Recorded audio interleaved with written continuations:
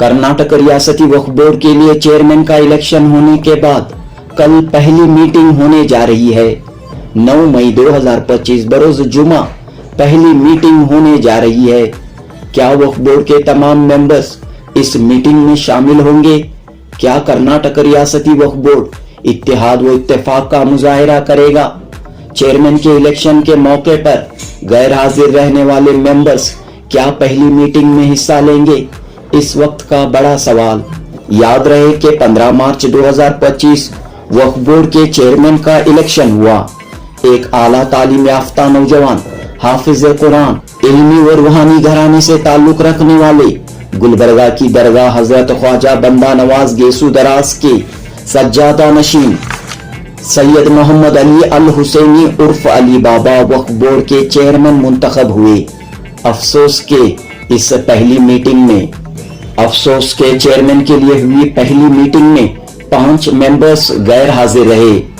खैर, वक्फ बोर्ड के लिए नए चेयरमैन का इंतखाब हुए 2 महीने होने को आ रहे हैं, लेकिन अब तक वक्फ बोर्ड में मौजूद इख्तलाफात खत्म नहीं हुए हैं।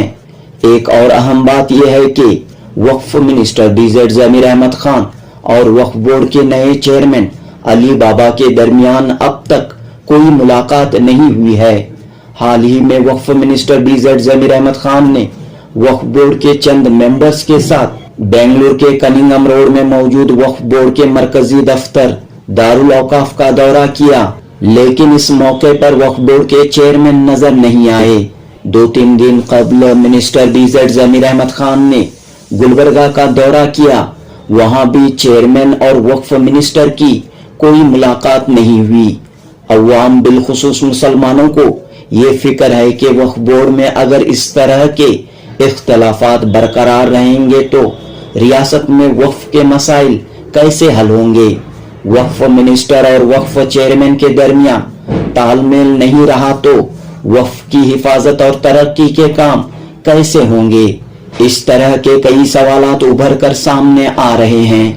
एक और अहम बात यह है कि चंद बड़े उलमाए कराम ने भी वक्फ बोर्ड के नए चेयरमैन अली बाबा से दूरी इख्तियार की है। क्या चंद बड़े उलमाए कराम को एक हाफिज कुरान का वक्फ बोर्ड का चेयरमैन बनना पसंद नहीं है? ये भी एक बड़ा सवाल है। बहरहाल, कल होने वाली कर्नाटक रियासती वक्फ बोर्ड की पहली मीटिंग पर सबकी निगाहें हैं। जनूबी हिंद न्यूज रिपोर्ट।